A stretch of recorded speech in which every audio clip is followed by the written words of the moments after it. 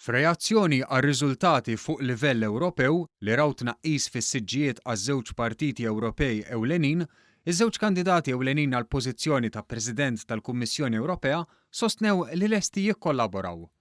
Il-kandidat tal-Partit tas-Soċjalisti u d-Demokratiċi, Frans Timmermans, saħaq li n-nies trid azzjoni fuq il-kriżi tal-klima u fuq l-inġustizzja soċjali. My proposition to work with other progressive parties in this Parliament to try and build a programme that addresses the aspirations, the dreams, and also sometimes the fears of our fellow Europeans. That we create a platform on the basis of progressive politics, forward-looking, dynamic. Spjega li l-Ewropa ma teħtieġ stabbiltà li tħalli kollox kif inhu, imma jeħtieġ tħares b'mod dinamiku lejn il-futur. Dan botta ċara għan-nazzjonaliżmu.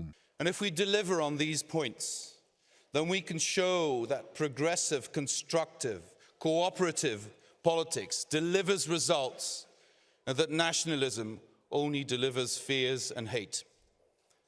So once again, my offer is on the table. Let's sit together with progressive forces in this Parliament.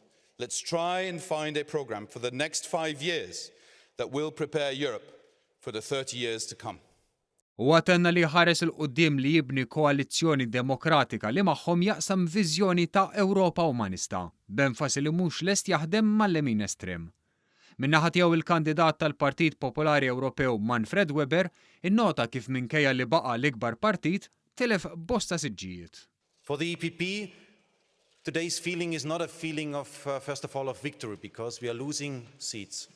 What we can say is that we are happy to be again the first group in the European Parliament, to be the biggest group, to be in the first row. That is what we are happy about, but again, we also see that we lose seats. U għatenna li wiet l-istabbiltam u l-partit tiegħu lest jikkopera basta mhux ma' estremisti li ma jemnux fil-proġett Ewropew.